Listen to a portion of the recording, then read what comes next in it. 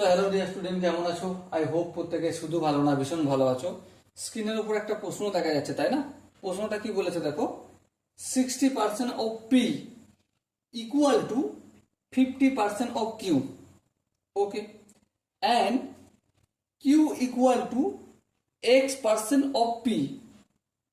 What is the value of X? মানে মানে simple, যে 60 পি এর 60% সমান কিউ এর 50% যদি হয়, আর কিউ যদি পি এর x% হয়, তাহলে এক্স এর ভ্যালু কত? চলো আমি একটা কাজ করি, লিখে অঙ্কটা করতে শুরু করি, তাহলে বুঝে যাবে।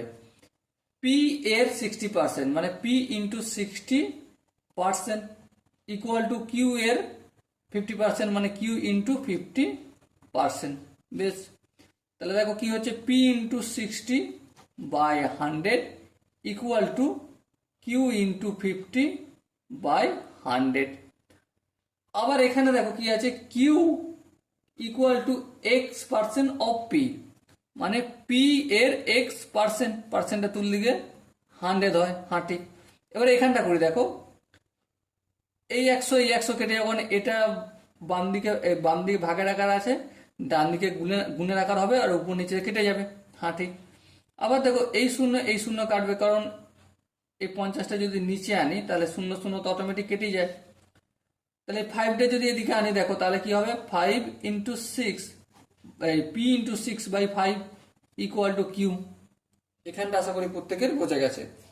সো আমরা কিউর ভ্যালুকে পেলাম পি ইন্টু 6/5। কিউর জায়গায় এখানে মানটা পুট করবো, P into 6/5 equal two P into x/100। হ্যাঁ ঠিক। এই পিটা এখানে আছে, এদিকে গেলে কি হয়ে যাবে, চলো করে দেখি। পি ইন্টু 6/5, এই 100টা এদিকে ভাগ আছে, এদিকে গেলে কি হয়ে যাবে, গুণ হয়ে যাবে। এই পিটা এক্স এর সাথে গুণ আছে, এদিকে আসলে কি হয়ে যাবে, ভাগ হয়ে যাবে। ইকুয়াল টু এক্স হলো। এই পি কেটে গেল। হ্যাঁ, 5 1 5, 5 20 100, 6 দুগুণে 12, তার মানে 120 ইকুয়াল টু এক্স। এক্স এর ভ্যালু কত পেলাম, 120। সময় ডিয়ার ওয়াটসন, এখানে যে 4টি অপশন আছে, কোন অপশনটা ঠিক হবে? Obviously option 2 is the right answer. Okay, so dear student, I hope প্রত্যেকের এই কোশ্চেনটা বোঝা গেছে।